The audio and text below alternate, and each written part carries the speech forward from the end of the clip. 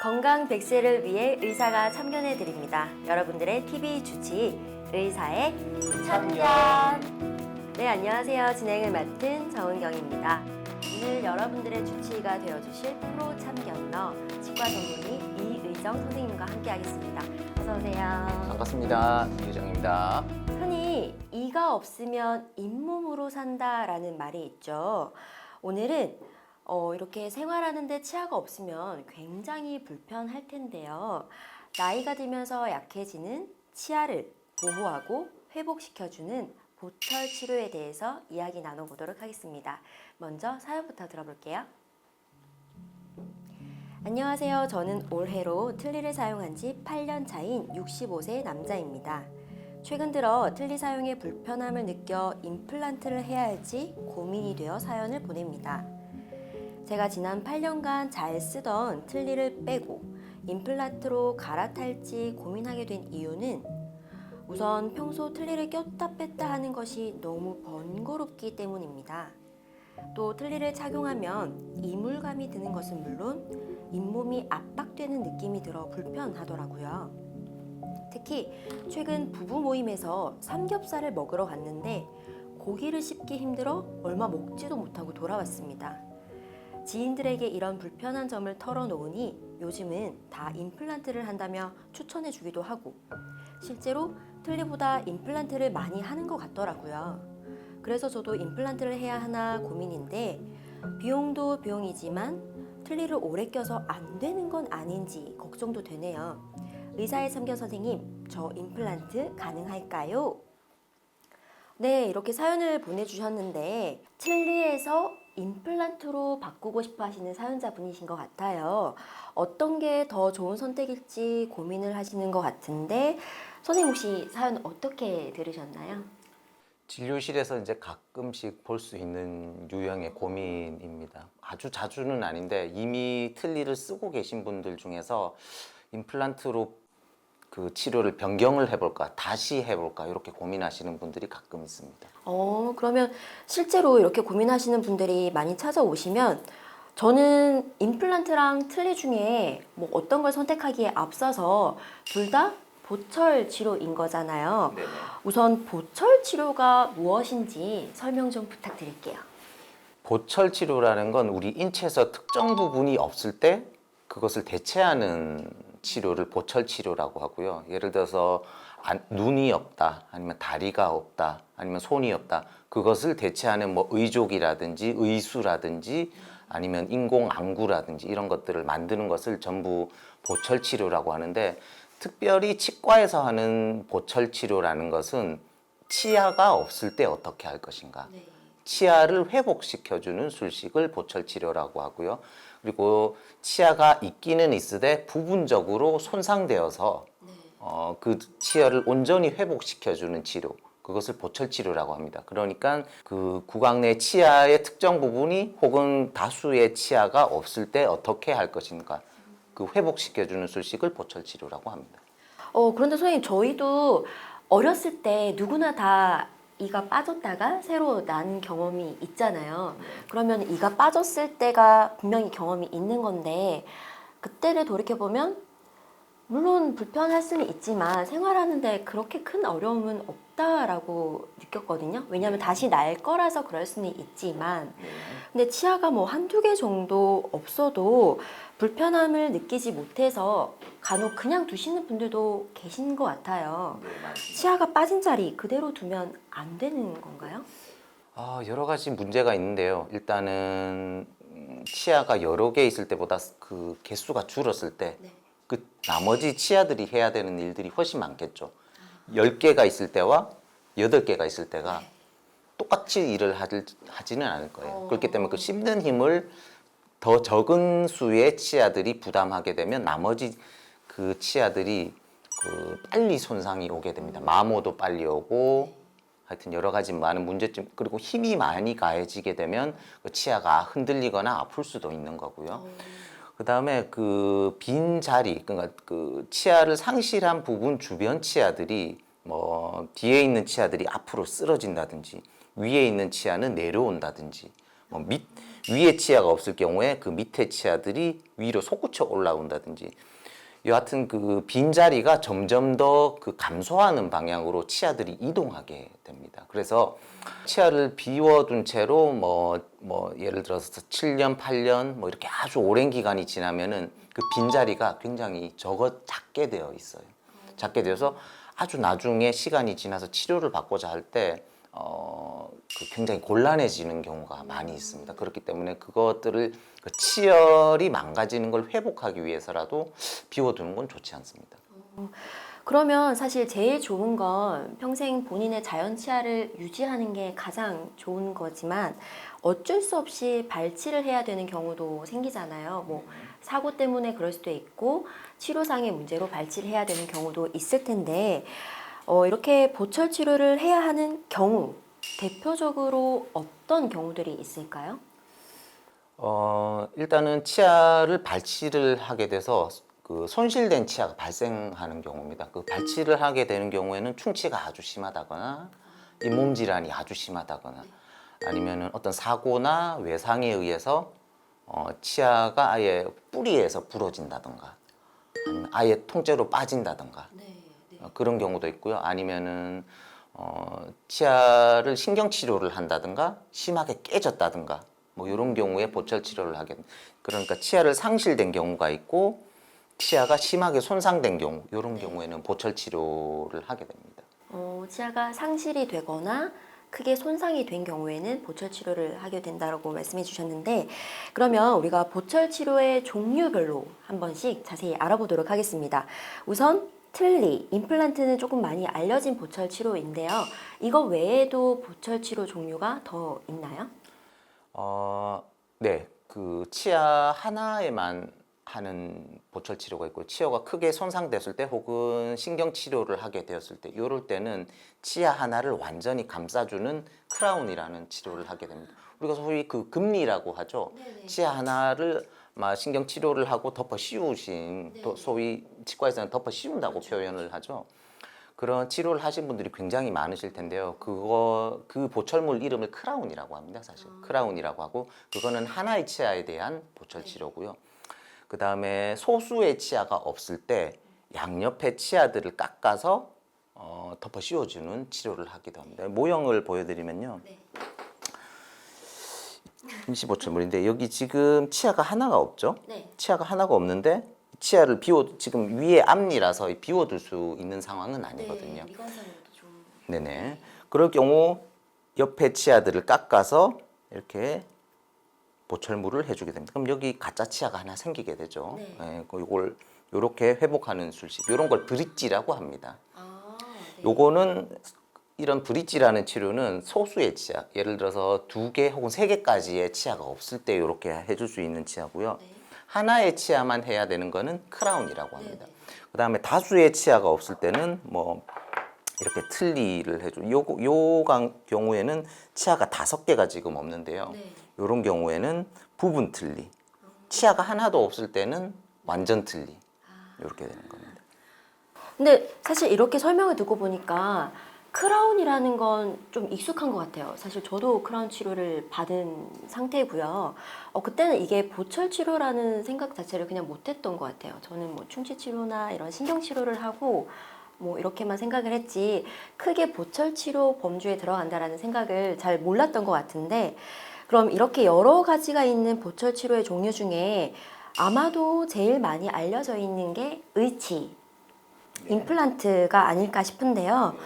임플란트를 하시는 분들 굉장히 많으실 텐데 저희는 보통 임플란트라고 생각을 하면 좀 연세가 있으신 분들, 노화가 되신 분들이 하시는 거라고 생각을 하기가 쉬울 것 같거든요. 임플란트를 하시는 분들의 연령대가 주로 어떻게 되나요? 주로 많은 연령은 이제 좀 나이 드신 분들이 아무래도 많이 하게 됩니다. 그건 아무래도 잇몸 질환 때문에 치아를 상실하는 경험을 하시는 분들이 좀 연령대가 있으시거든요. 그래서 연령대가 많으신 분들이 보철 치료를 주로 하게 되는데 하지만 그 젊으신 나이에도 이제 치아를 상실하게 되는 경우가 있어요. 예를 들어서 뭐 누구랑 싸우다 치아가 부러졌다거나 빠졌다거나 교통사고로 치아를 뭐 몇 개를 잃어버렸다거나 그러면 잘 관리를 못해서 이른 나이에 잇몸 질환이 생겨서 뽑는다거나 한 경우에는 뭐 어쩔 수 없이 보철 치료를 해야 되는 거고, 그런 경우에는 이제 젊은 나이에도 보철 치료를 하게 됩니다. 그러면 저희도 뭐 안심할 수는 없으니까 임플란트에 대해서 조금 더 자세히 알고 있으면 좋을 것 같은데요. 선생님께서 혹시 임플란트에 대해서, 임플란트 치료에 대해서 간략하게 설명을 해주시면 좋을 것 같습니다. 임플란트는 우리 잇몸뼈에다 나사와 같이 생긴 그 인공 매식체를 식립을 하고 그 위에 보철물을 만드는 과정입니다. 그러니까 치아가 없는 부분에 수술을 통해서 임플란트를 식립을 하고요. 그 다음에 대략 3개월에서 6개월 정도의 치유 과정을 거칩니다. 그거는 임플란트를 심었다고 해서 우리 인체에 완전히 결합을 한 것은 아니거든요. 그래서 심고 나서 우리 뼈와 완전히 붙는 과정, 전문 용어로 골류착이라고 하거든요. 골류착의 과정을 좀 거치게 되거든요. 그 과정이 이제 짧게는 뭐 2개월 남짓한 기간에서 길게는 6개월 정도까지 기다려줘야 됩니다. 그 기간을 거친 후로 이제 본을 뜨고 일을 해놓고 하는 과정을 거치는 게 이제 임플란트 치료고요. 임플란트는 이제 뭐 치아가 하나 없을 때도 가능하지만 여러 개 없을 때도 가능하고 다양한 경우에 할 수 있는 치료입니다. 크게 봐서는 수술 과정, 그 다음에 일을 해놓는 보철 과정, 이렇게 나눠볼 수 있습니다. 근데 인공 치아라고 들으면 우리 자연 치아와 구조가 비슷한 건가요? 유사한 면이 많지만 완전히 같지는 않습니다. 좀 다른 면이 있는 건가요? 네, 맞습니다. 그 인공치아에는 뼈와 뿌리 사이에 치주인대라고 해서 아주 쿠션 역할을 하는 부분이 있는데, 임플란트는 뼈와 바로 직접적으로 붙어버립니다. 네, 그런 구조적인 차이가 있고, 그 다음에 그 임플란트는 우리 자연 치아의 뿌리보다는 훨씬 작게 생겼습니다. 그래서 보철물의 모양도 자연 치아 완전히 동일하진 않습니다. 하지만 겉으로 보기에는, 그러니까 잇몸 밖에 있는 겉에 있는 모양만 봐서는 상당히 유사하게 생겼습니다. 하지만 안에 있는 모양은 꽤 많이 다를 수 있습니다. 그러면 그냥 모르는 사람이 봤을 때는 자연 치아인지 임플란트인지 크게 구분이 안 될 것 같아요. 전문가도 쉽지 않을 때가 있습니다. 이게 자연 치아인지 임플란트인지는 겉으로만 봐서는 잘 알아채기. 그만큼 요즘 이제 보철 치료가 심미성을 굉장히 굉장히 중요시하기 때문에 자연 치아와 굉장히 흡사한 모양을 만들어내고, 그래서 겉으로만 봐서는 치과 의사도 사실 구분이 어려울 때가 종종 있습니다. 그럼 사실 환자 입장에서는 반가운 소식이거든요. 내가 뭐 의치나 임플란트 한 걸 티가 안 난다고 하면 네네. 사실 되게 자연스럽게 잘 된 거고 뭐 하는 거에 대한 거부감이 없을 것도 같은데요. 근데 저희가 듣기에 인공치아인 임플란트를 잇몸에 심는 과정이 간단하지가 않을 것 같아요. 이렇게 설명을 들어도 그렇고 주위에 임플란트를 하신 분들께 들어도 사실 조금 말로만 들었을 때는 힘들었겠다라는 생각이 드는 경우가 있었거든요. 임플란트 치료가 장기전이라고 들었는데 치료 과정은 어떻게 되나요? 아까도 설명드렸지만 크게 두 가지, 수술, 그 다음에 보철 치료, 이렇게 크게는 두 가지로 나눌 수 있는데, 그 수술 과정이 조금 복잡할 때가 있습니다. 물론 단순한 경우도 있지만 그 잇몸뼈의 상태가 좋지 않으신 분들은 조금 복잡해지기도 하고요. 잇몸뼈 상태가 좋다면 임플란트를 심고 바로 다음 보철 과정으로 넘어갈 수도 있습니다. 그러니까 단 한 번의 수술, 그러니까 뽑자마자 바로 심고 그 다음에 몇 개월 기다렸다가 일을 바로 해넣는 아주 간단한 과정도 있습니다. 이런 경우가 있는가 하면 일단 임플란트를 심고 뼈 이식을 동시에 한 다음에 나중에 2차 수술을 하고 그 다음에 나중에 보철 치료를 넘어가는 방법도 있고요. 뼈가 너무 많이 없다면 일단 잇몸뼈를 먼저 만들어주는 술식을 하고 나중에 임플란트를 할 수도 있습니다. 그럴 경우에는 치료 기간이 훨씬 길어집니다. 그럴 경우에는 잇몸뼈를 만들어주는 술식을 하고 그게 자기 뼈로 되기까지가 짧게는 뭐 4, 5개월에서 길게는 뭐 6, 7개월 이상이 걸리거든요. 그리고 이제 또 임플란트를 심고 또 치유 기간을 거치고 그렇게 되면 거의 1년 가까이 걸리기도 하거든요. 그래서 그 치료의 과정이라는 거는 그 환자분의 상태에 따라서 굉장히 많이 다를 수 있습니다. 그래서 근데 크게 봐서는 수술 과정, 보철 치료 과정 요렇게 요 순서로 간다. 요렇게 보시면 되고 그 구체적인 수술의 과정은 굉장히 변화무쌍하고 다양할 수 있습니다. 그러면 말씀해 주신 것처럼 환자분의 상태에 따라서 치료 과정이 기간도 달라질 수가 있고 뭐 조금씩 달라질 수가 있다고 말씀해 주셨는데 사연자분처럼 빠진 치아가 많으실 경우에 임플란트냐 틀리냐를 두고 고민하시는 분들이 많거든요. 실제로 이런 고민을 가진 환자분들을 많이 만나시는 거죠. 네, 맞습니다. 그 틀니가 아무래도 불편한 점이 좀 있다 보니까 그거를 이제 극복하는 방법으로 임플란트를 고민하시는 분들이 있고요. 틀니를 꽤 오랫동안 쓰시다가 혹시나 임플란트가 되지 않는지 이렇게 상담을 오시는 분들이 종종 있습니다. 진짜 저희 사연자분이랑 똑같은 고민을 하시는 것 같은데 그럼 이렇게 결손 치아가 많을 때 임플란트가 나으냐 틀니가 나으냐 어떻게 결정을 할 수 있나요? 사실 대부분의 경우에는 사실 임플란트가 좋습니다. 대부분의 경우에는. 왜냐하면 그 임플란트가 개발이 된 게 기존의 틀니의 단점들을 극복하면서 개발된 측면들이 많거든요. 치아가 하나도 없다. 근데 틀니를 뭐 편하게 썼다. 아무런 단점이 없다. 그렇다면 아마 임플란트는 개발이 되지 않았거나 훨씬 늦게 개발이 됐을 겁니다. 근데 그게 아니거든요. 틀니라는 건 아무래도 끼웠다 뺐다 하는 불편함도 있고 그 틀니가 사실 이런 그 부분 틀니라면 치아의 도움을 받아서 그 위치 그대로 있을 수 있습니다.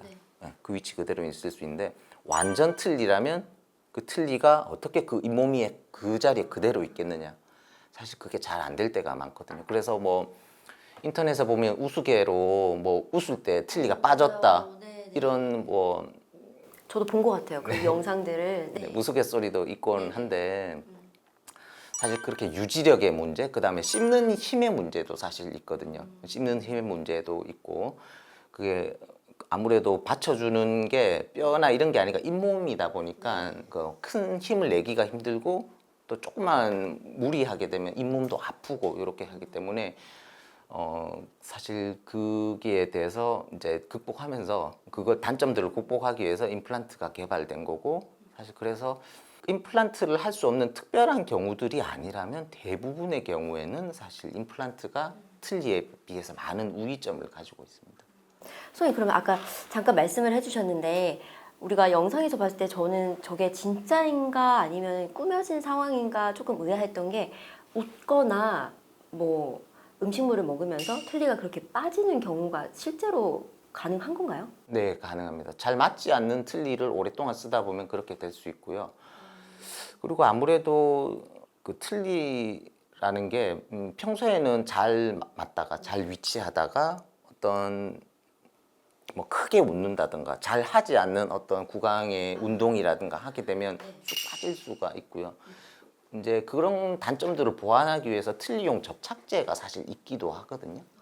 아무래도 그 틀니용 접착제가 있다는 게 그냥 얹어져 있는 틀니만으로는 그게 잘 빠진다는 얘기예요. 사실 아무래도. 근데 이렇게 임플란트가 상실된 치아를 대체할 수 있는 유용한 치료법이긴 하지만 임플란트에도 사실 좋은 점만 있을 것 같지는 않거든요. 임플란트와 자연 치아의 어떤 점이 다른 점 있을까요? 임플란트와 자연치는 아무래도 가장 큰 차이점은 치주인대 유무거든요. 치주인대라는 건 치아와 치아의 뿌리와 이제 잇몸뼈 사이에 있는 어떤 얇은 막 같은 겁니다. 이게 역할이 우리 치아가 충격을 받았을 때 충격을 흡수해주는 역할을 하거든요. 그래서 예를 들어서 아주 강한 힘으로 씹었다? 그 치아가 그 자리에 있는 게 아니라 약간은 내려갑니다. 미세하게.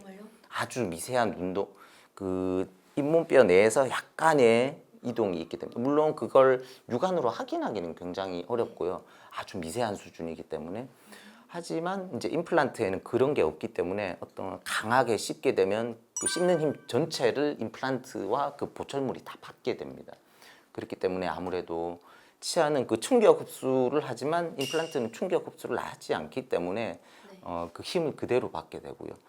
그 다음에 아까도 설명드렸지만 치아의 뿌리와 임플란트는 그 모양이 그러니까 그 잇몸뼈 안에 있는 모양은 조금 다르기 때문에 음식물이 끼는 부작용이 좀 있고요. 임플란트 시술 임플란트 시술 후에 음식물이 낀다고 호소하시는 분이 굉장히 많습니다. 사실은 그런 대표적인 부작용이고요. 물론 모든 경우는 아닙니다. 그게 치료가 잘 되고 보철물이 잘 되면 안 끼는 경우도 있지만 아무래도 임플란트의 가장 큰 단점 혹은 부작용이라면 아마 음식물 끼는 현상이고 그게 치아와 임플란트의 구조적인 형태의 차이 때문에 오는 거거든요.